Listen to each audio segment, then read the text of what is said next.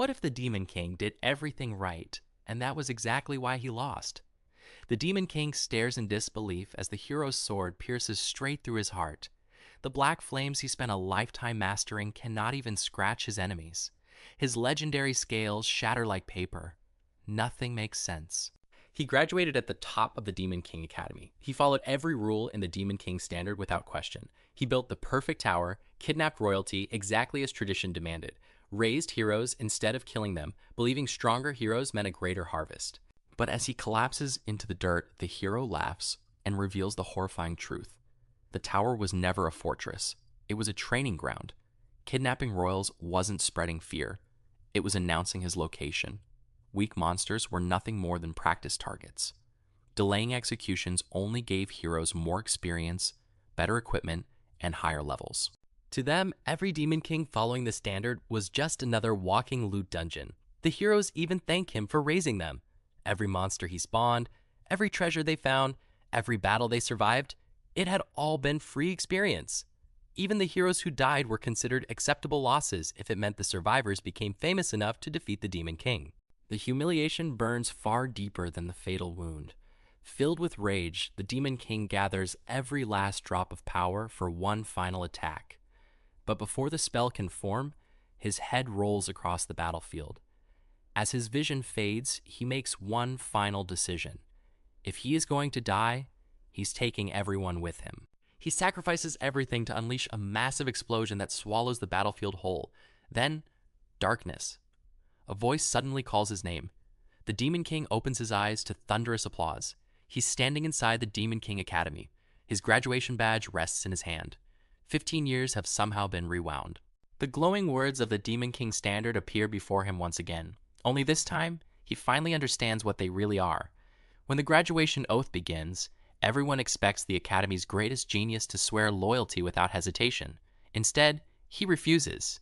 He calls the Demon King standard complete garbage, a scam designed to enslave Demon Kings and feed heroes. The entire Academy falls silent. Within seconds, the greatest prodigy in Demon Realm history earns a brand new title, the Madman of the Century. Archduke Arcane Blair slams both hands onto the table with enough force to shake the entire hall. His voice echoes through the Academy as he demands peers' immediate execution for insulting their sacred teachings. But even Blair hesitates. Piers isn't just another graduate. He's the Academy's greatest talent, a once-in-a-generation genius. Killing someone like him would be an unbelievable waste.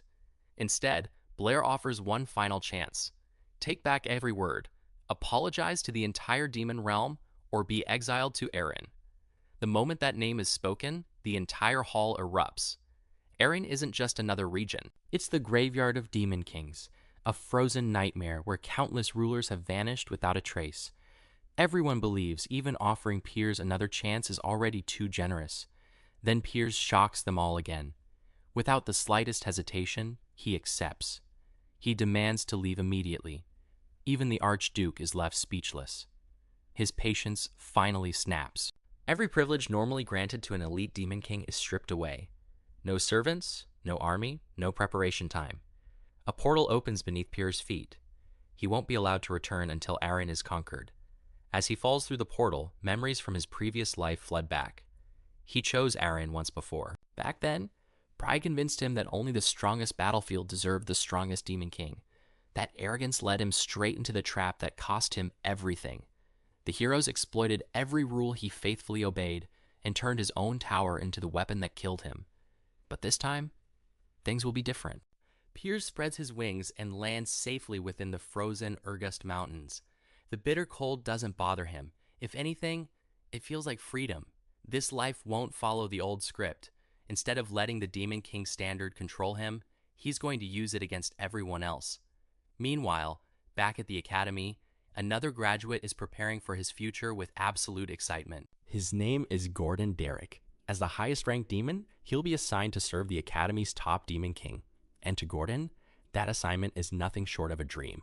He idolizes Piers, a descendant of the Black Flame demonic dragon clan, a once-in-a-thousand-years genius destined to become a legend. Serving beside him feels like destiny itself. He imagines conquering worlds together, building an empire, even statues honoring them for eternity. Then, everything falls apart. Piers publicly rejects the sacred standards. The hero Gordon admired disappears before his eyes. Now, instead of glory, Gordon finds himself dragging heavy supplies through endless snow inside the deadliest region in existence. Confused, exhausted, completely unable to understand how his perfect future turned into this nightmare. When Piers spots him approaching, even he's surprised. He was told no demons would accompany him, yet Gordon somehow ignored those orders. The moment they meet, Gordon explodes with questions. Why insult the standards? Why throw away your future? Why are we trapped in Aaron because of this? Piers simply brushes the questions aside. His calm attitude only makes Gordon even more frustrated. He reminds Piers that one reckless outburst destroyed both of their lives. Piers even tries making a joke, but Gordon is far beyond laughing. For a brief moment, Piers remembers the Gordon from his previous life, confident, fearless, one of his strongest allies. The terrified demon standing before him is nothing like that man. Still, explaining time travel would only make things worse, so Piers keeps the truth to himself. Eventually, Gordon calms down. He apologizes for losing control and reminds himself of his duty.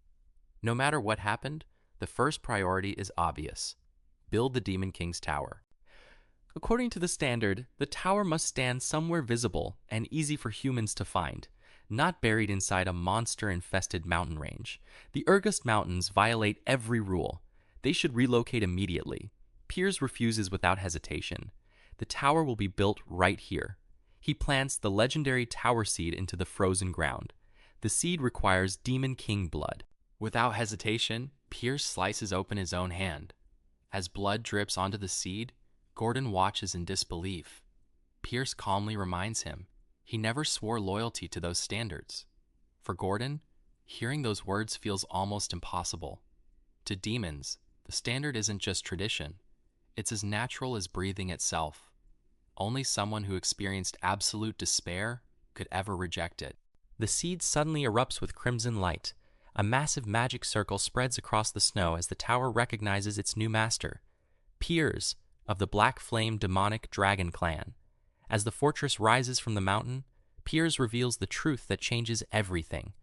Aaron is filled with heroes because they've already learned how to exploit Demon King towers. Every rule inside the standard benefits humans more than demons. That's why Demon Kings keep dying here. Looking at the newly completed tower, Piers can only laugh. Maybe it shouldn't be called the Demon King standard anymore. It should be called the Hero standard. Inside, the tower is almost completely empty. No monsters, no traps, no luxurious chambers. Just cold stone and silence. Floor after floor looks exactly the same. By the time they reach the throne room on the 5th floor, Gordon finally gives up criticizing the construction. Instead, he moves on to the second rule: kidnap a prince or princess. The closer they are to the throne, the stronger the emotional energy they'll generate. He spreads out a map and points toward the nearest kingdom, Khorasan. Kidnapping its highest-ranking princess would create the greatest possible impact. But before Gordon can finish, Piers interrupts him. He's already chosen his target. Gordon eagerly volunteers to help. Instead, Piers orders him to stay behind and guard the tower. At first, Gordon relaxes. Maybe his king is finally acting normally again. Then, Piers reveals the name of his target. Not the princess of the nearest kingdom, not even someone important. He's traveling to the kingdom that's farthest away to kidnap the forgotten 13th princess. A royal with almost no influence, someone the kingdom barely even notices. Without another word, Piers spreads his wings and flies south across the continent. After crossing countless lands, he quietly slips through the window of a distant castle, landing directly inside the princess's bedroom. The mission feels strangely familiar, but this time, he's following a plan that breaks every rule the demon realm ever taught. The confused princess stares at the mysterious intruder as Piers looks straight at her and calmly begins to speak. Piers steps into the princess's room without hesitation. He calmly introduces himself and declares that he's here to kidnap her. Instead of screaming, instead of panicking, the princess simply smiles. The reaction catches Piers completely off guard. She looks him straight in the eyes as if she's judging him instead. for the first time since returning to the past. The Demon King is the confused one. He asks why she's so calm. The princess casually replies that she'd always imagined something like this might happen someday. After all, she's a princess. Being kidnapped is practically part of the job. Piers narrows his eyes. He warns her not to try anything clever. He won't fall into a trap. The princess simply points out the obvious. How could she possibly prepare for a kidnapping she never knew was coming? Her logic is flawless, yet something about her still feels off. Before Piers can think any further, she reaches out her hand. Without another word, he takes it. Moments later, they arrive at the tower hidden deep within the Orgust Mountains. Gordon rushes over in disbelief. Instead of throwing the princess into a dungeon, Piers tells him to prepare a room for her on the 4th floor. Since she came willingly, she deserves at least a little courtesy. While Gordon escorts her away, the princess quietly looks around her new prison. No luxurious furniture, no servants, no warm blankets, just cold stone walls. Yet, instead of complaining, she smiles. Maybe this place won't be so bad after all. Meanwhile, Gordon hands Piers an unexpected invitation. A gathering at the Tower of Monsters. A welcoming ceremony for the newest Demon King. Piers immediately recognizes it for what it really is. Not hospitality, a display of power. Normally, Demon Kings hated working together, but Eren was so dangerous that even monsters were forced to cooperate. This meeting couldn't be ignored. Deep inside an ancient forest stood the Tower of Monsters. Its ruler was Draxin, a demon king who had survived Eren for 70 years. The moment Piers arrived, Draxin greeted him with open contempt. He mocked the young king for abandoning tradition. Piers didn't waste time listening. He told Draxin to stop talking and get to the point. Draxin finally revealed why Piers had been summoned. Archduke Arcane had ordered him to keep watch over the rebellious graduate. Piers laughed. Even after exiling him, the old man still couldn't let it go. The insult instantly enraged Draxin. He tried to assert his authority, treating Piers like an inferior. A huge mistake. Instead of backing down, Piers calmly reminded him of one important rule. Demon Kings were forbidden from killing one another. Then he stomped the ground, the entire floor shattered beneath his foot. The overwhelming display of strength silenced the room. Only then did Draxin realize he had seriously underestimated the Academy's greatest genius. Trying to recover, he brought up the Archduke's report. The kidnapped princess, the 1-month deadline. Piers casually shrugged. He had already completed the mission then. With a grin, he added that the princess was exactly his type. Draxin could only stare in complete confusion, as Piers walked away without another glance.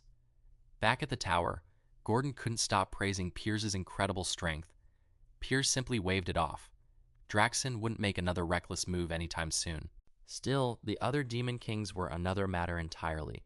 If they united, even he could be in serious danger. Rejecting the Demon King standard had made him countless enemies, but he'd make the same decision 1,000 times over. Anything was better than living as a puppet. He opened his system panel, expecting only a small reward for kidnapping an insignificant princess. Instead, his eyes widened. Over 13,000 demonic energy points. That was impossible. Kidnapping the forgotten 13th princess should never produce numbers like that. Before he could figure it out, a message arrived from Draxin. His attitude had completely changed. Gone was the arrogance. Now he was polite, respectful, even sending gifts. He praised Piers for his accomplishments in Eren and hinted that abandoning tradition might not have been such a bad idea after all. Before Piers could process the sudden change, Gordon burst into the room. His face was completely pale. Something was wrong with the princess. The two rushed upstairs. The moment Piers opened the door, he froze. The empty chamber had transformed into paradise. Flowers bloomed across the floor. Butterflies drifted through the air. Elemental spirits danced throughout the room. Life itself had taken root inside a Demon King's tower. Standing peacefully at the center was the princess. Only someone capable of controlling all 4 elements could perform a miracle like this on the entire continent. Only one person matched that description. Everything suddenly clicked. The girl smiled knowingly.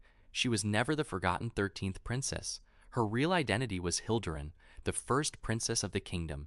At that very moment, the royal palace erupted into chaos. News of the crown princess's disappearance spread across the kingdom. The king flew into an uncontrollable rage. He ordered every available soldier, every renowned hero, and the entire kingdom's military to rescue his beloved daughter. Back inside the tower, Hildurin calmly reminded Piers of the question she had asked earlier. Could he really handle her? Piers finally understood everything. Her appearance wasn't the deception, it was her mana. He had heard stories about an elemental prodigy blessed with overwhelming magical power.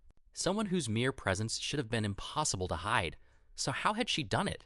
Hildurin raised her hand. A beautiful ring glittered on her finger, a royal treasure capable of completely sealing away her magical aura. Then she smiled.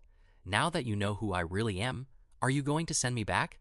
Piers almost laughed. Return her? Absolutely not. Doing that would destroy his reputation. No one would ever fear the Demon King who returned his own hostage. The moment he refused, his system suddenly erupted with notifications. The kingdom's hatred poured toward him. His demonic energy skyrocketed. 19,000 points. Now he finally understood. The princess's rank had never mattered. As long as the kingdom believed she was his prisoner, their fear would continue feeding him. Meanwhile, inside the royal palace, the furious king demanded immediate retaliation. His advisors urged caution. They still didn't even know which Demon King was responsible. Scouts were dispatched to gather information, but the king refused to wait. One advisor reminded everyone of another incident. A neighboring prince had once been kidnapped by the Demon King of Lust. The entire world united against that Demon King until the heroes finally killed him. If another kidnapping had happened, then a brand new Demon King had appeared. Just then, a soldier rushed into the throne room. Teleportation magic had been detected. Its destination, the Urgust Mountains. The room fell silent. Those mountains lay at the opposite end of the continent. Why would a Demon King choose such an impossible location? Back inside the tower, Gordon worried about the kingdom's inevitable invasion. Piers wasn't worried in the slightest. He had already calculated everything: the distance, the politics, the geography. To reach Erin, the kingdom would have to cross countless foreign nations. None of them would willingly allow a massive army through their borders. That left only one option: hiring heroes. The king immediately contacted the Hero Guild, but the moment the mission mentioned the Urgust Mountains, every hero refused. No amount of money was worth marching into a region crawling with monsters. To them, it was a suicide mission, exactly as Piers predicted. Heroes chased profit, not certain death. That's the real reason he built his tower in Erin. Watching everything unfold exactly as Piers predicted, Gordon became even more convinced that his master knew this continent far too well. It was almost as if he had already lived this life once before. Back at the palace, the king exploded again after learning that not a single hero accepted the mission. His advisors explained the harsh reality. Heroes weren't saints, they were professionals. If the risk outweighed the reward, they simply walked away. Meanwhile, Piers studied the system store. Skeleton soldiers, dimensional upgrades, powerful abilities, everything cost an unbelievable amount of demonic energy, even with nearly 20,000 points. It wasn't enough to survive another united alliance of heroes. The memories of his previous defeat began creeping back. The same fear, the same helplessness. Not this time. He immediately gave Gordon a new order. Contact Droxen. He's going to sell demonic energy in exchange for human currency. Gordon's face turned white. To demons, demonic energy was more valuable than life itself. Selling it for ordinary money sounded like complete madness. Gordon looks at Piers like he's completely lost his mind. Selling demonic energy for human gold sounds about as smart as buying lottery tickets with your entire fortune. But Piers is confident Droxen will pay a ridiculous price for it. And without that gold, Piers won't have enough resources to survive the heroes coming for Hildurin. There is one thing he needs that money for. His gaze shifts toward the fortress city of Holton, a city sitting near the Urgust Mountains. Piers disguises himself as a mercenary and approaches the gates alone. The guards immediately stop him. A lone mercenary heading toward the Urgust Mountains sounds suspicious enough. They mock him for even trying. Piers doesn't argue. He simply drops a gold coin onto the ground. The guard's attitude changes instantly. He tells them to split it between themselves, and suddenly the gates are wide open. Once inside, Piers realizes he has another problem. He doesn't know the surrounding terrain well enough. He needs a guide that leads him straight to the Crimson Falcon Mercenary Guild. Inside, the mercenaries are drinking and relaxing. One suggests they should leave soon, but their leader refuses. They've found the perfect situation. Let the kingdom's soldiers fight the monsters, then they'll arrive afterward and collect whatever spoils remain. Why risk their lives when someone else can do the dangerous part for them? Soon, their conversation turns toward the rumors spreading around the city. Apparently, a new Demon King has appeared somewhere inside the Urgust Mountains. The mercenaries laugh it off. To them, It's obviously fake. Demon Kings are supposed to build towers somewhere easy for heroes to reach, so why would one choose the most dangerous region on the continent? Then they hear another ridiculous rumor. The first princess of Hilderin was supposedly kidnapped, and the Demon King responsible somehow crossed the entire continent to take her. Nobody believes it. Even the Heroes Guild refused to enter the mountains. So the mercenaries decide the entire story must be a scam designed to squeeze more gold from the kingdom. Their leader agrees. People will believe anything when enough money is involved. But then Piers appears directly behind him. The entire guild freezes. The mercenaries turn around in panic. Piers simply smiles. He praises them for knowing so much about the rumors, then decides they would make excellent guides. He orders everyone except the leader to leave. The mercenaries refuse. Instead, they attack. What follows isn't a fight, it's a massacre. Piers moves through them with terrifying precision. One mercenary attacks from behind. Piers blocks the strike without even looking. Another swings a massive hammer at his head. Piers catches it with one hand. The attacker freezes in disbelief. Crossbows surround him from every direction. It doesn't matter. Piers grabs one of the larger mercenaries and throws him directly into the others. Bodies crash into each other like bowling pins. The leader watches in absolute horror. This isn't a normal Demon King. This is a monster. Outside, the remaining mercenaries can barely understand what's happening. The fight keeps going, yet Piers doesn't slow down. He doesn't even look tired. Eventually, everyone is on the ground. Piers walks toward the trembling leader, his eyes faintly glowing through the darkness. He gives the man one simple choice: answer his questions and live. The leader immediately agrees.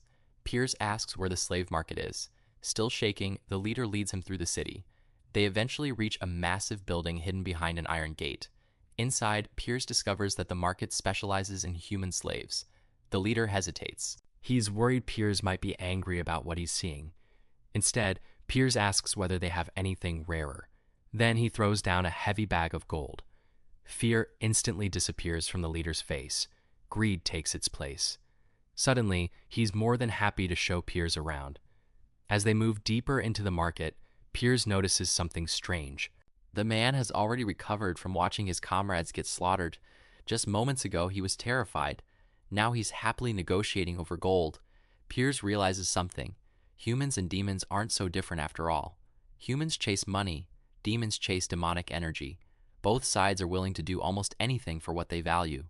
Eventually, they reach the underground dungeons. And now Gordon's earlier question finally makes sense. Piers didn't come here to buy humans. He came for something far more valuable.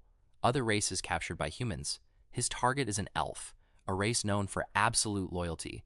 Piers wants to turn one of them into a spy, someone who can infiltrate human territory and sabotage the heroes from within.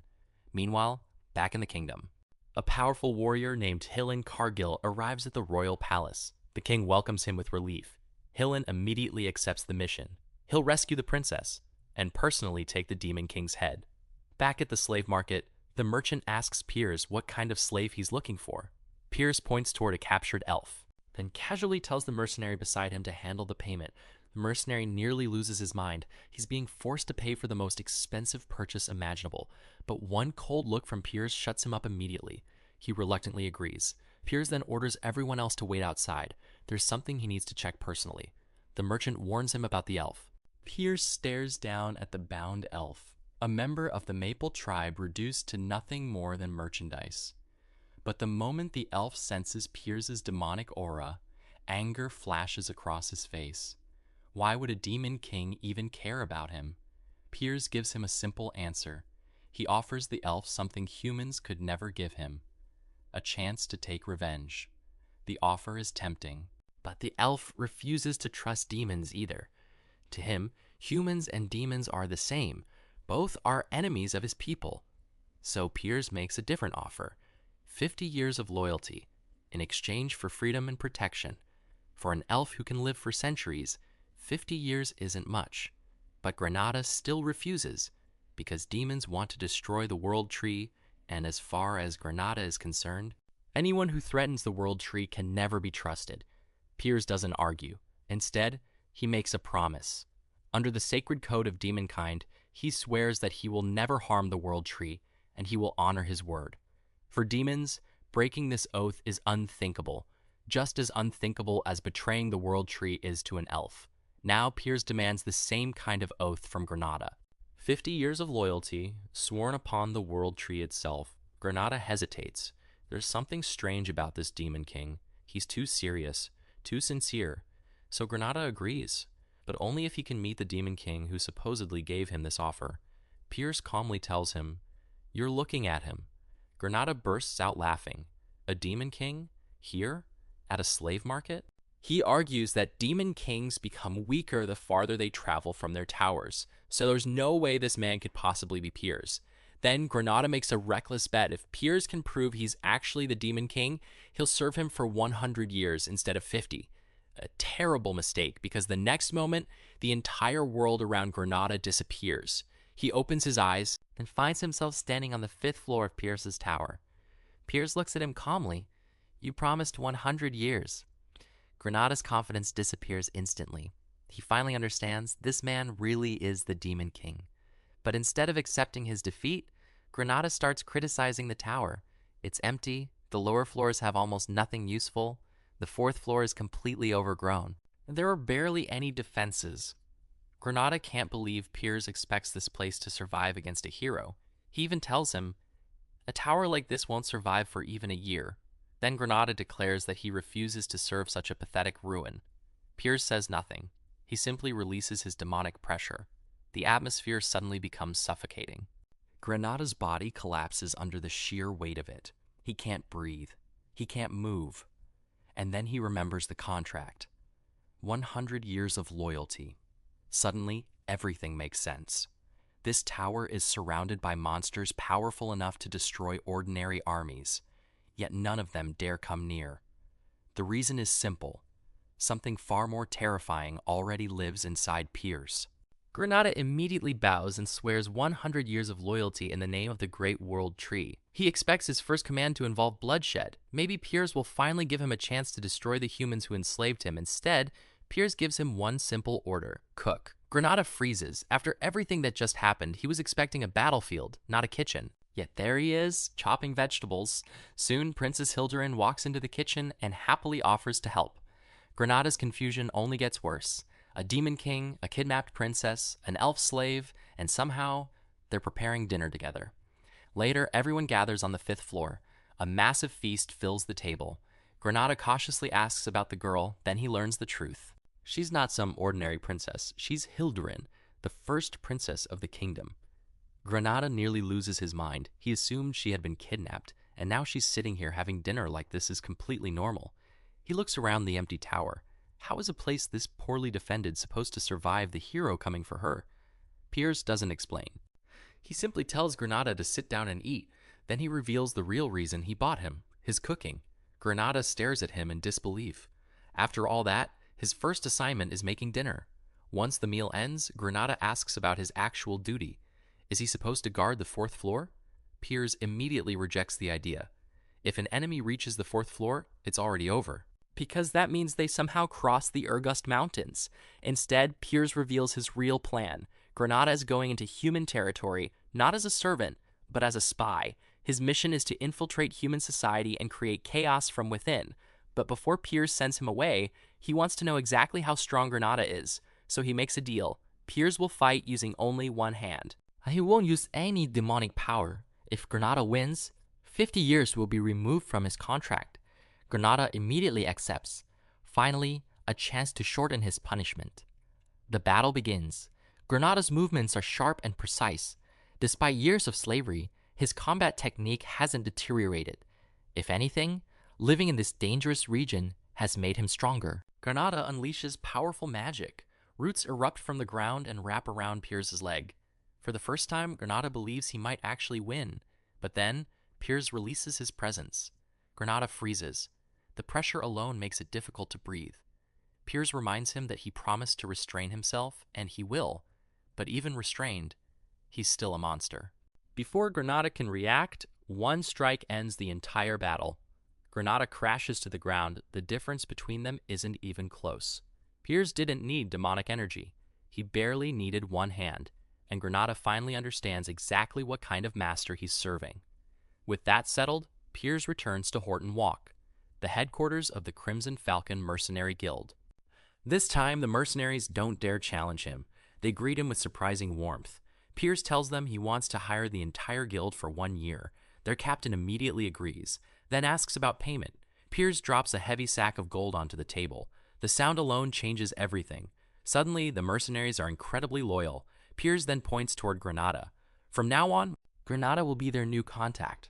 The mercenaries hesitate until they see Granada's battered face. The bruises, the swelling, the expression of someone who has clearly suffered. They immediately understand he went through the same nightmare they did, and somehow, that shared suffering is enough to make Granada one of them. Piers watches the mercenaries carefully. They may look rough and unreliable, but they're experienced veterans of the Urgust region. Replacing them would be difficult, and Piers already knows exactly what he wants them to investigate. Hillen Cargill, the only hero willing to answer Hildurin's call, the legendary hero who defeated the Demon King of Lust. Piers orders the Crimson Falcons to uncover everything they can about him. His strength, his movements, his allies, and most importantly, his weaknesses.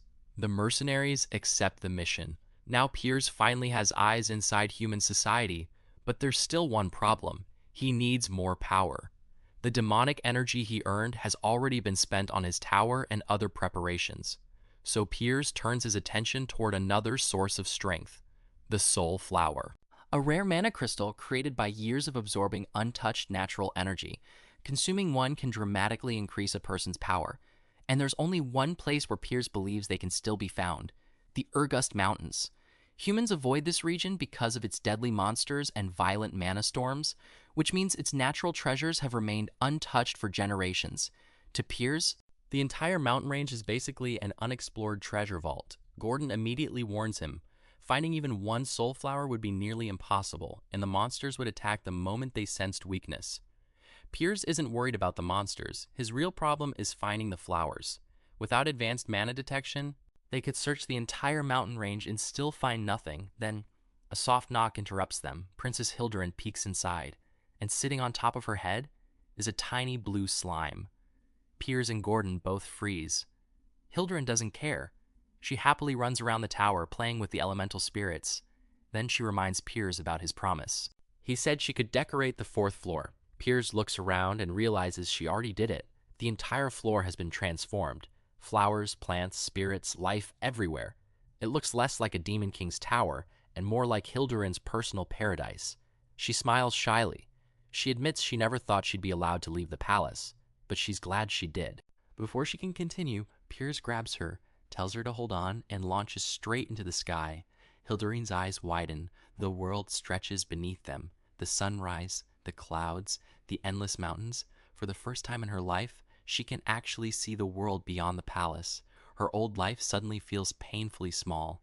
Every day had been the same. Training magic, studying history, repeating the same routine. But now, she's flying above the Urgust Mountains beside a Demon King. And for once, her life feels like an adventure. Piers doesn't care about her emotional breakthrough. He reminds her why they're here. Find the soul flowers. Hildurin asks him to stop calling her princess if they're going to spend so much time together. He should just use her name, Piers agrees, but immediately adds a warning. If she fails to find the soul flowers, she's going straight into the underground prison. Hildurin quickly apologizes, then summons her elemental spirits. Water and wind spirits spread across the mountains, searching for traces of the rare flowers. Piers knows this method is far more efficient than searching manually. And then, Hildurin suddenly shouts. She found one. Piers dives toward the location, but the flower isn't alone. Several enormous monsters are gathered around it. They emerge from the shadows. Piers immediately recognizes them. They're demons who once wandered away from the demon realm. As their king, Piers gives them one simple order. Move. The soul flower belongs to him. But the creatures refuse. Their hatred toward demonkind runs too deep. Instead of obeying their king, they declare that they'll kill him. Piers simply laughs. Gordon was right. Trying to reason with monsters was a complete waste of time. And now, these creatures are about to learn the difference between challenging a demon king and challenging Piers. The monsters refuse to surrender the soul flower, so Piers gives them exactly one chance to move. They choose death instead. The creatures charge through the flames, desperate to protect what they believe belongs to them.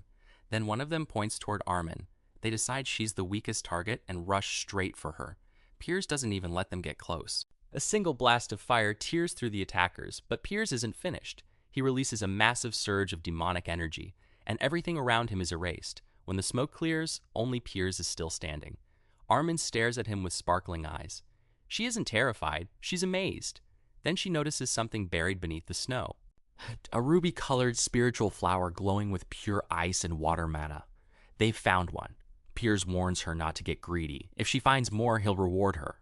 Armin searches until exhaustion takes over, but nothing else appears. Back at the tower, Piers starts reconsidering Hildurin. At first, kidnapping the first princess seemed like a massive headache. Now, she's becoming far more useful than he ever expected. Then Gordon arrives with new information. Granada has sent word Helen Cargill is moving, and he's not alone. 32 heroes have left the capital with him, but instead of heading straight toward the Urgus Mountains, they're taking the traditional route, helping villages, completing quests, gathering allies. And leveling up along the way, Gordon immediately starts suggesting strategies. Maybe they should place monsters along the route. Maybe they should build barriers. Maybe they should slow the heroes down before they become too powerful. Piers throws every idea away. He won't place a single monster in their path. Gordon is stunned. But Piers already knows what happens when Demon Kings follow the standard. Weak monsters, easy victories, free experience. Every obstacle only makes the heroes stronger. So Piers gives Gordon a completely different order. Tell Granada to have the mercenaries travel alongside the heroes, earn their trust, watch them, and gather information from the inside. Gordon still can't understand his master, especially when the tower barely has enough defenses to survive an attack. Piers assures him that will change. They just need one more thing, a dwarf. Gordon nearly loses it. A dwarf? Living alongside a human and an elf? He's convinced they're going to become the laughingstock of the entire demon realm. Piers doesn't care. The dwarf isn't important because of his race. He's important because of what dwarves can create. Advanced magical weapons. Weapons capable of turning a supposedly weak tower into a death trap. And Piers already knows exactly how the heroes will approach. They'll expect weak monsters on the first floor. Instead, they'll walk straight into rows of cannons. Gordon finally understands. The heroes will never see the ambush coming, but there's one problem. Another kidnapping this time. Piers has a dwarf in his sights. Deep beneath the earth lies the underground city of Wolfner, and inside it works the greatest blacksmith the dwarves have ever produced. Lager Friedrich. He has no idea that the Demon King has already chosen him as his next target. Piers enters Wolfner disguised as a human. He's fought dwarves countless times in his previous life, but this is his first time seeing their city. He enters a place called the Midnight Inn, then quietly places some money on the table. He's looking for a blacksmith, not just any blacksmith, the best one in the entire city. The man laughs. For a human, Piers certainly knows how to speak the language of business. Piers already knows dwarves love money almost as much as heroes do. The man points him toward the deepest part of the city. A massive hole will lead him downward. A lift will check his identification before taking him to the correct floor. 2 layers of security, designed to keep intruders out. But Piers follows the directions anyway, down to the lowest floor, into the deepest room. That's where he finds Lager Friedrich. The legendary blacksmith is surrounded by incredible machinery. His mastery of metallurgy is so impressive that Piers almost wonders if the city's monarch himself is dancing around the forge. So this is the greatest blacksmith? Piers considers the easiest solution. Just kidnap him quietly. He reaches toward Lager's shoulder. But Lager senses him. His hammer rises instantly. A terrifying aura explodes through the room. Piers is thrown backward. He immediately realizes what happened. Lager sensed even the smallest trace of his demonic energy. Interesting. The dwarf might be more than he appears. Lager charges. His hammer comes crashing down. Piers catches it with one hand, then calmly says the truth. You're a hero. Lager proudly confirms it. He introduces himself as Lager Friedrich, a blacksmith who possesses the power of a hero. And he condemns Piers for entering the Dwarven Kingdom as a demon. Piers simply smirks. Lager isn't leaving this city alive. And despite all the boasting, he's actually weak. Then Piers reveals the part that truly terrifies him. He's not just a demon, he's a demon king. Piers grabs Lager by the throat. The dwarf barely has time to react, but the noise attracts nearby soldiers. They rush toward the workshop. What's that sound? Then they freeze. Lager is gone. An intruder has abducted the city's greatest blacksmith. The soldiers immediately lock down the exits. Search every room and find the kidnapper. Meanwhile, Pierce has already taken Lager somewhere far above the city. He orders him to stay silent. One sound, and he's dead. Lager desperately asks why a Demon King has come to Volfner. Then he reaches the obvious conclusion. The princess. Pierce immediately denies it. He's not interested in the princess, but Lager refuses to believe him. Demon Kings don't enter dwarven cities for no reason. Piers remembers something important. Dwarven blacksmiths build underground escape routes for emergencies. So he asks Lager where the secret passage is. Lager's face collapses. He's convinced Piers must be after Princess Lyoise, and now he regrets everything. For years, Lager lived quietly because he was terrified of confronting Demon Kings. Yet somehow, one still found him. Then Piers makes him an offer. Help him reach the princess, and he'll let Lager go. Lager is horrified. He imagines the rumors already spreading, the great hero Lager Friedrich selling out his own princess to save himself. His reputation would be destroyed, and everyone already knows he's terrible at actual combat. He starts panicking. Piers gives him two choices: sell out the princess, or walk with him willingly. Piers already knows which one Lager will choose. Then he offers one final guarantee.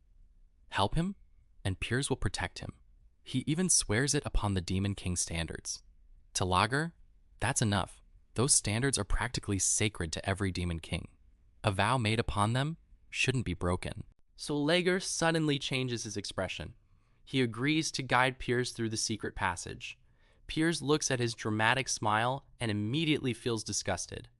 Back at Lager's workshop, the dwarves realize their blacksmith is missing.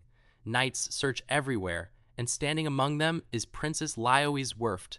She's wearing an unusual dress and clearly isn't handling the situation well. Where is Lager? One knight explains that they believe he's been kidnapped. Lyoise refuses to accept it. Lager is a hero. How could a hero possibly be kidnapped? The knight carefully explains the problem. Lager may be a hero, but he's a blacksmith first. His actual combat ability is terrible. Lyoise tells him to shut up, then orders the knights to find the kidnapper immediately. And if they fail, she'll personally remove their heads. The knights immediately salute. Meanwhile, Lager leads Piers through the secret tunnel. The passage is incredibly narrow, so Piers is forced to walk directly behind him and stare at Lager's enormous backside the entire way. Piers quickly loses patience. How much longer? Lager nervously explains that the tunnel is too narrow. They can't move any faster. Finally, they reach the exit. Lager steps outside and points toward a massive castle. This is where his job ends. He showed Piers the passage. Now Piers is on his own, and Lager is leaving. Piers' expression immediately darkens. What kind of nonsense is this? Lager desperately reminds him of the deal Piers promised to guarantee his safety. He even swore upon the Demon King standards. Piers smiles, then destroys Lager's entire sense of security. That vow? Garbage. He doesn't care about it. Lager starts crying. What kind of Demon King is this? Piers looks at him, then asks the obvious question. What should he do with him now? Lager immediately changes sides. He begs for mercy. He reminds Piers that he's extremely useful. No one in the world can match his metallurgy. He can forge whatever weapon Piers needs, and Piers already knows something important. Lager is a hero, yet he's perfectly willing to work for a Demon King. Lager insists there's nothing strange about it. He'll do anything. He'll even become Piers' spy. Survival comes first. Piers finally agrees. If Lager swears allegiance, he'll spare him. Lager immediately praises the great Demon King, but inside, he's already plotting. The moment he escapes, he'll form a pursuit team. Piers will regret letting him live.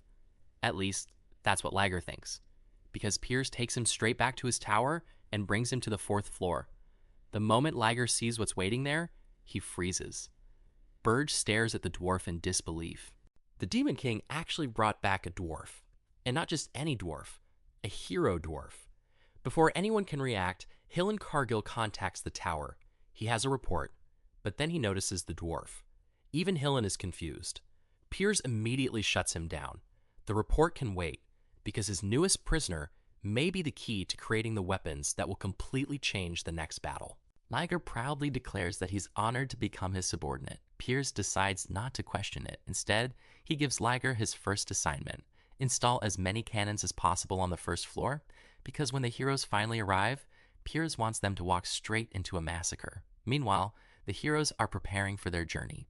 Granada contacts Piers through a communication link and delivers the latest intelligence. Rumors are spreading rapidly among the heroes. They believe the new Demon King possesses terrifying black flames, so they've equipped themselves with fire-resistant armor and equipment. But that's not the only rumor spreading through their ranks.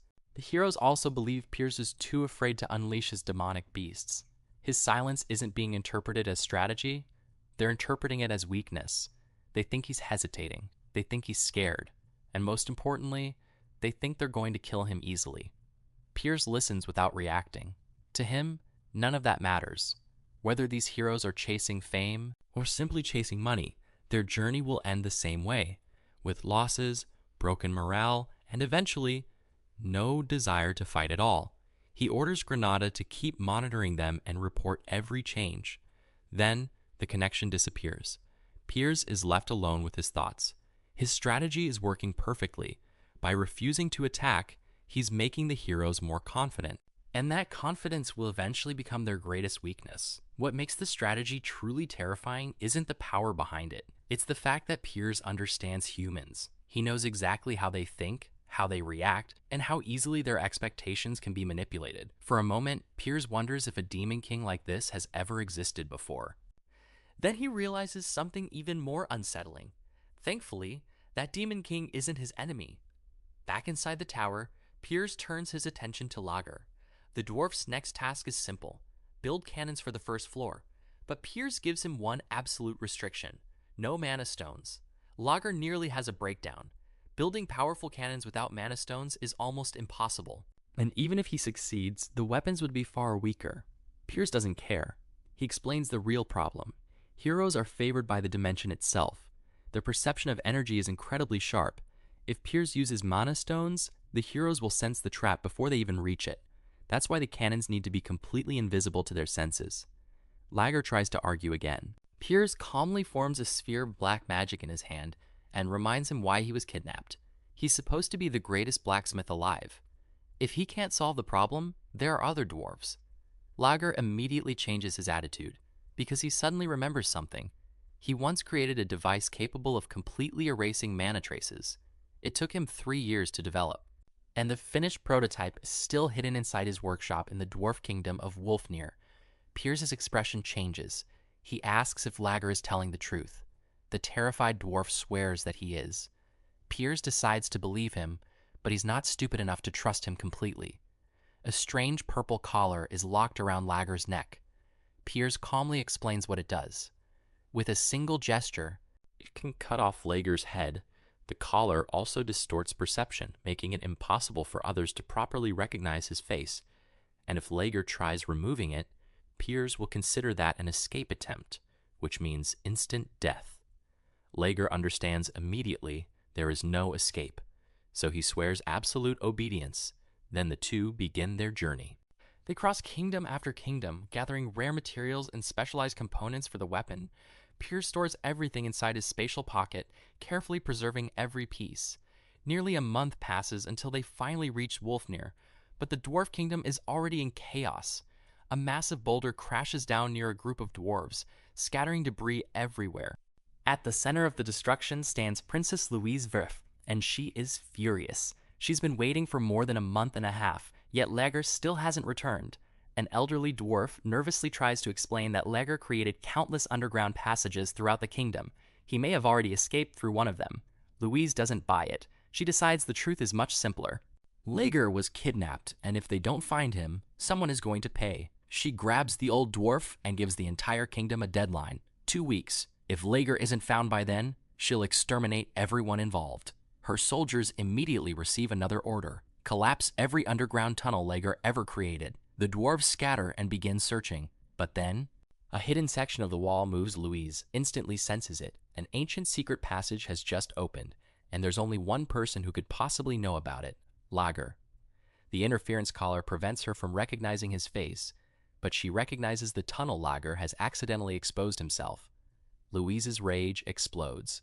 A golden aura erupts around her. She accuses Lager of abandoning her just to avoid forging her weapon. Lager desperately tries explaining himself. It only makes things worse.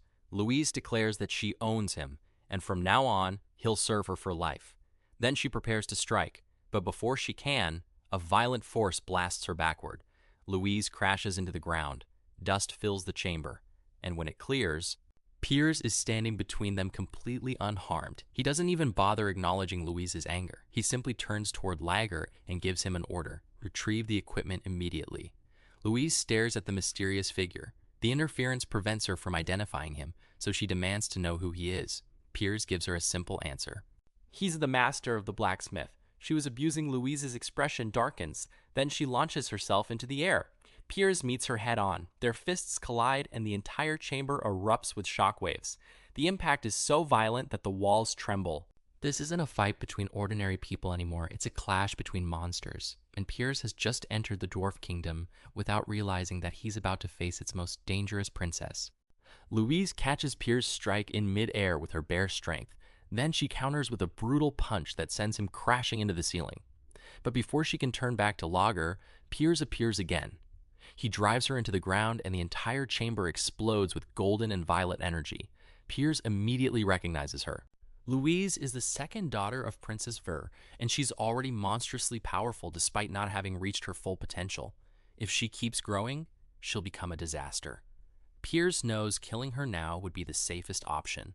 But there's a problem. He's still weakened after his regression. To finish Louise, he'd have to unleash his full demonic power. And if he does that, his identity as the Demon King could be exposed. So Piers keeps holding back while Lager frantically dismantles the Mana Phantom machine. Piers gives him 1 minute. That's all he has. But Louise suddenly gets even stronger. 12 streams of golden aura burst from her body as Piers calculates exactly how long he can survive without revealing his true strength. Then Lager finally screams that he's finished. The machine shuts down, and the mana inside the chamber suddenly goes berserk. Piers sees his chance. He kicks Louise directly in the chest. Boom! Her body crashes into the ground, creating a massive explosion. Piers immediately opens his subspace and orders Lager to move. Louise rises from the dust, ready to continue. Then she realizes something. Lager is gone, and the Mana Phantom is gone with him. Her soldiers arrive moments later, and Louise immediately insults them for being too slow. She orders them to chase after the kidnappers. Then she notices the collapsed tunnels. And suddenly, she understands. Lager never planned to come back. Instead of getting angry, Louise smiles. A cold, twisted smile. She swears she'll hunt that dwarf across the entire continent, and when she finds him, she'll make him regret everything. Meanwhile, Piers is already back at his tower, and he's preparing something that could completely change the upcoming battle. On the first floor stands a gigantic magical apparatus. This machine is supposed to stop the heroes before they can even reach the upper floors. Princess Hildurin stares at its enormous structure while Lager inspects the reinforced framework surrounding it. Everything is ready. Piers gives the order. Activate it. Demonic energy erupts from his body. A violent purple aura floods the entire floor, crushing the air around them. Lager struggles under the pressure as the machine begins powering up. Then the entire tower erupts. Mana explodes through the surroundings. Blue lightning wraps around the structure, illuminating every corner. And right in front of Piers, a system interface appears. The tower has recognized the Mana Phantom, and it wants to synchronize with it. The cost is enormous. But Piers doesn't hesitate. He spends the required points and accepts. The synchronization completes instantly. The Mana Phantom recognizes Piers as its master. Then, something completely unexpected happens. Its power source changes. It no longer runs on ordinary mana. The entire system has been converted to pure demonic energy.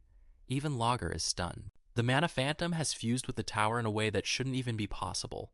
It's a breakthrough beyond anything its original creator could have imagined, and Piers immediately wants to test it. He tells Hildurin to use a spell. The princess happily begins preparing one.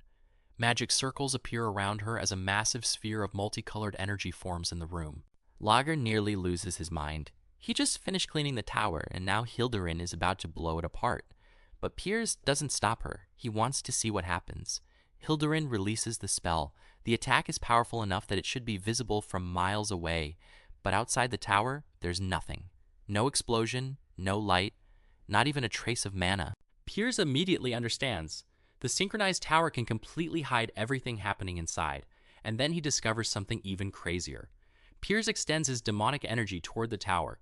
The entire structure disappears, just like that. Then with another gesture, it returns. Piers stares at the tower. He can now hide it from the outside world. And eventually, he may even be able to summon and control it at will. A small smile appears on his face, because this tower is no longer just a fortress. It's becoming a weapon.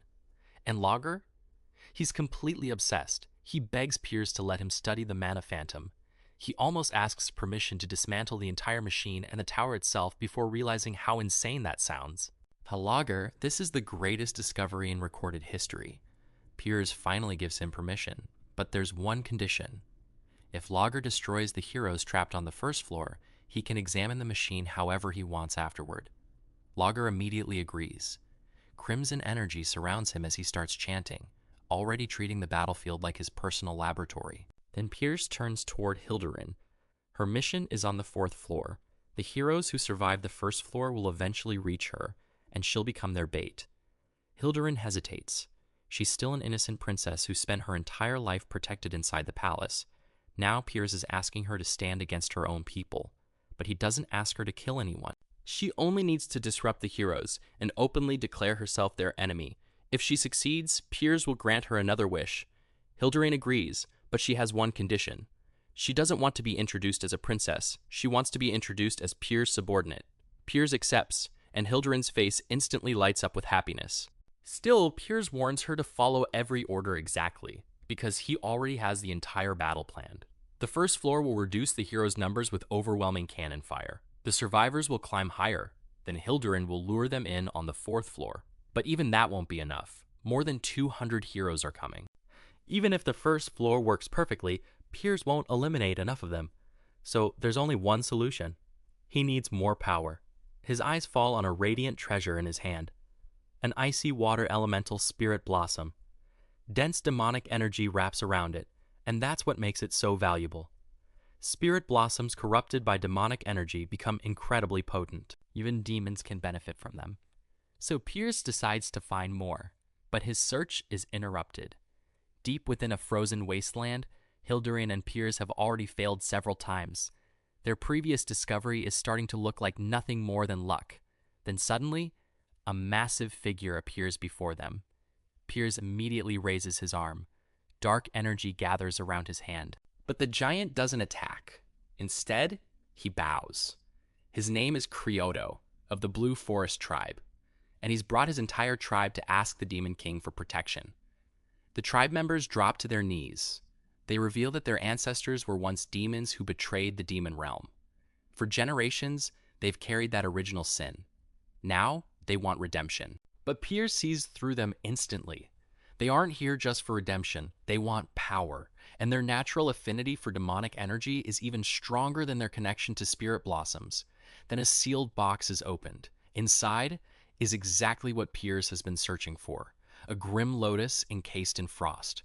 Piers instantly understands why he couldn't find one before. These people already had it. And unlike most monsters, they actually knew how to negotiate. So Piers makes his decision. He accepts only one of them. A demonic sigil suddenly appears on Criodo's body. Demonic energy floods through him. His body twists. His power explodes. And before everyone's eyes, Criodo becomes a true demon. He immediately kneels before Piers, offering his life. Offering his loyalty, the rest of the tribe follows. Another powerful force has just joined the Demon King's side. And now, everything is ready. At Algest Mountain Tower, demonic energy surges throughout the fortress. Outside, an entire orc legion stands in formation. On the first floor, Logger prepares 60 mana cannons. Every weapon is positioned exactly where Piers wants it. Every defense is ready, every trap is waiting, and on the 4th floor, Hildurin waits for the heroes. Piers surveys the battlefield one final time. Everything is exactly where it needs to be. His eyes harden, because this isn't just another battle. This is his chance to repay the humiliation of his previous life. Meanwhile, the heroes finally arrive. They stare up at Algest Mountain. The massive tower looms above them like a challenge from the Demon King himself. Hundreds of heroes stand ready, weapons prepared, armor equipped. Their objective is simple: climb the tower and kill the Demon King.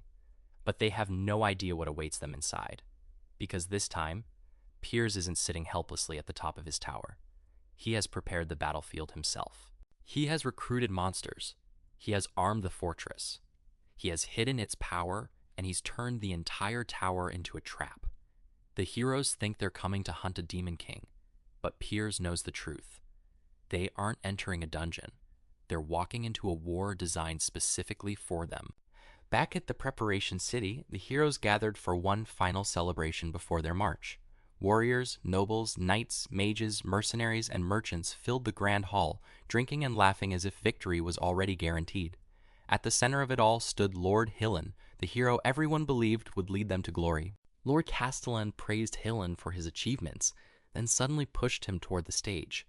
Hillen clearly hated the attention, but with hundreds of people waiting for him, refusing was impossible. So he stepped forward and gave them exactly what they wanted. He declared that their long journey had finally reached its decisive moment. According to Hillen, their march for justice had already frightened the Demon King so badly that not a single monster had dared stand in their way. The entire hall erupted in laughter. Hillen raised his glass and declared that tomorrow the foolish Demon King would finally fall, and with Princess M still missing, the world would soon remember who truly held the power. The crowd went wild. Yet Granada couldn't shake one disturbing memory.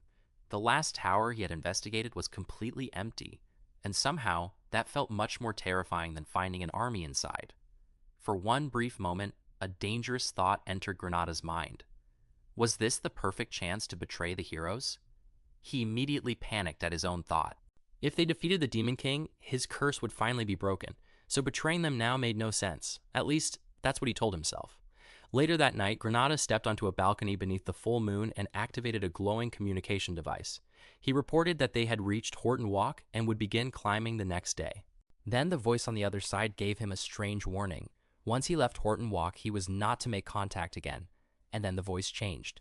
Granada instantly recognized it. It was Piers. The Demon King warned him to be careful of the snow, remain vigilant during the night, and most importantly, when the tower door opened, Granada was never to be near it. The transmission ended.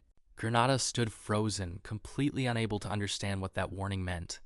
Then someone suddenly appeared behind him. It was Hillen. Hillen noticed Granada's tension and casually offered him some elven fruit wine. Granada accepted, hoping it would calm his nerves. Instead, Hillen asked the question that mattered most. Did Granada really believe they could defeat the Demon King? For the first time, Hillen's cheerful, heroic expression disappeared. He admitted that attacking a Demon King's tower had never been easy, not once.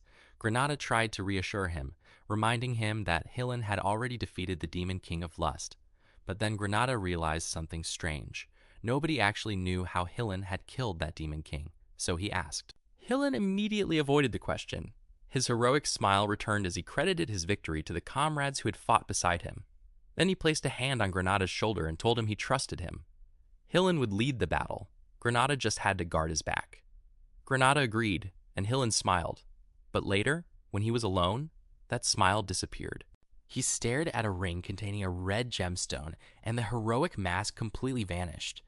Behind that perfect hero was someone far more calculating. And once again, Hillen placed his expectations on Granada. The next morning, the expedition finally departed. The streets were packed with citizens cheering for their heroes. Hillen proudly soaked in the attention as chants filled the city. But eventually, the buildings disappeared behind them. The cheering faded, and the expedition entered the Urist mountain range canyon. Snow-covered cliffs towered over the massive army as freezing winds swept through the narrow passage. At first, everything seemed strangely peaceful. The sky was clear. There was barely any snowfall. Some heroes even joked that reaching the Demon King's tower would be easy at this rate. Others laughed about the rumored disaster-class monsters, claiming they were probably too terrified to appear while Hillen was leading the expedition. Then someone felt a tap on his shoulder. He pulled his hand away. It was covered in sticky purple slime. His confusion lasted only a second, because when he turned around, a massive ghoul was standing behind him.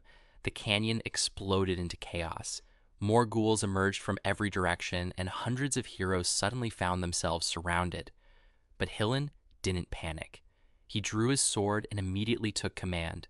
The knights formed defensive lines while the mages prepared their spells. Steel collided with undead flesh as explosions of magic illuminated the frozen canyon. Then something even worse appeared. The canyon wall suddenly shattered. A colossal frost giant emerged from the ice.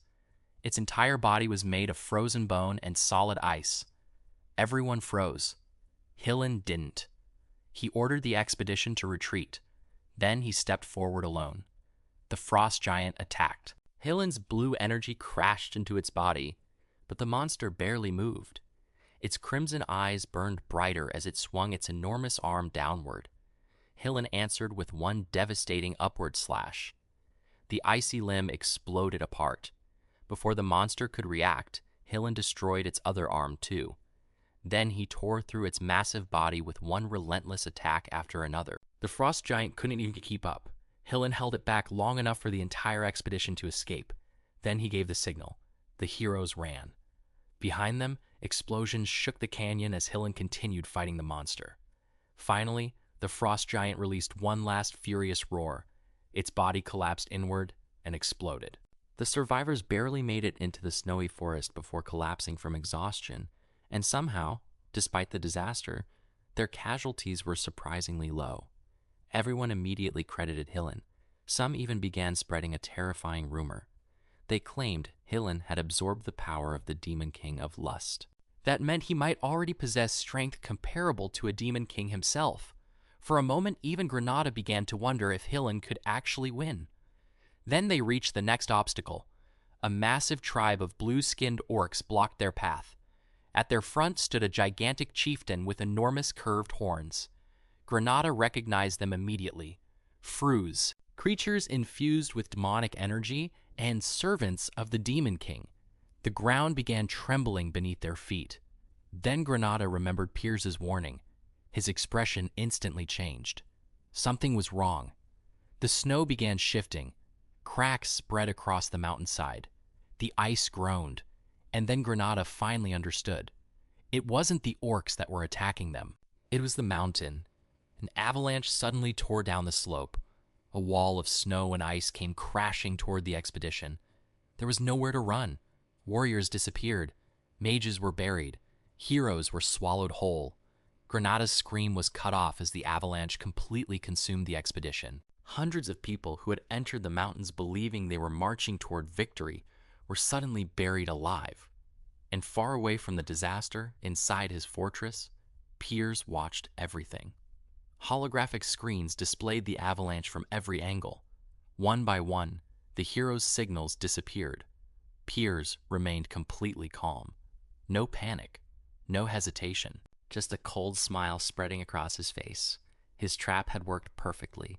The heroes had never even reached his tower, and this time, Piers intended to make absolutely certain that none of them escaped, because while the heroes believed they were hunting the Demon King had been hunting them from the very beginning. The cold became so intense that even standing still was dangerous. Yet while the heroes struggled to survive, the Demon King's plan continued exactly as intended. He ordered them to establish a temporary camp and search for the people scattered by the avalanche. But there was one rule they absolutely could not break. Nobody was allowed to lower their guard during the night. Because the Demon King wasn't finished with them. When darkness finally descended, monsters emerged from the forest. Ghouls blended into the snow, making them nearly impossible to spot until they were already within striking distance. Then massive forest beasts appeared behind them. The heroes immediately recognized the threat. Orcus-class monsters had returned. Weapons were drawn. The exhausted expedition desperately tightened its formation as another battle began, and from a distance, Granada could only grit his teeth. The Demon King's tactics had gone far beyond what he expected. This wasn't normal warfare anymore. It was systematic destruction. Avalanches during the day, monsters during the night, and no chance for the heroes to properly recover. The cycle continued for 3 straight days. By the time they reached the summit of the Argus Mountains, the once mighty expedition barely resembled an army. Their movements were slow. Their breathing was heavy. Their strength was almost gone. Then someone noticed something that made the entire group freeze. The Demon King's tower was nowhere to be seen. They had finally reached the summit, but their destination had disappeared. Deus immediately ordered everyone to split up and search the area. Before anyone could move, a commander stepped forward, and he refused. He declared that the mission had already failed. Continuing would only create more meaningless deaths. At this point, survival had to come before victory. Deus could barely believe what he was hearing. His jaw tightened, but he couldn't deny the truth. The expedition had been broken down piece by piece. 6 days after entering the mountains, they finally found the tower, and the moment it appeared, the heroes' anger returned. They blamed the Demon King for everything, for the destruction of Montania, for the deaths, for turning their journey into a nightmare. But now that the tower was finally in front of them, their confidence began returning. The gates were forced open. One knight even laughed. The first floor looked almost harmless, just a few weak enemies standing between them and the Demon King. So they marched forward. Then the Demon King spoke. His voice echoed throughout the entire tower. Not from one direction, from everywhere. The atmosphere instantly became suffocating. Crimson light burned through the darkness, and the Demon King's true demonic presence finally emerged. This was the third command. The moment those doors opened, they had entered hell.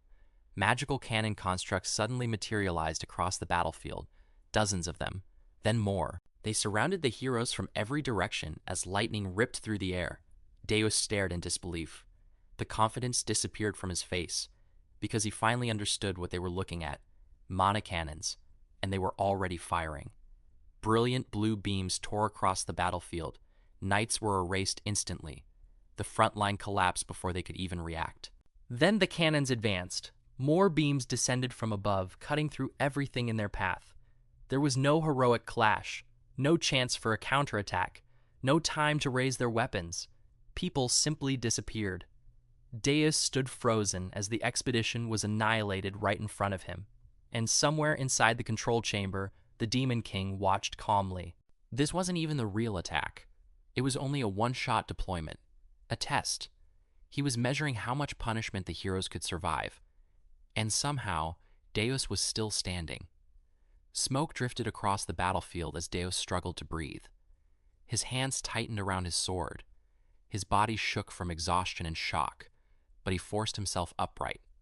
Nothing about this made sense. Not the strategy, not the weapons, not the Demon King's overwhelming control of the battlefield. Everything he knew about combat had just been proven useless. Then, through the smoke, another figure appeared. Granada. He had survived too. Barely. The elf reported that he had narrowly escaped death, but even as he spoke, neither of them understood the terrifying truth. The Demon King hadn't been fighting them yet. He had only been testing them.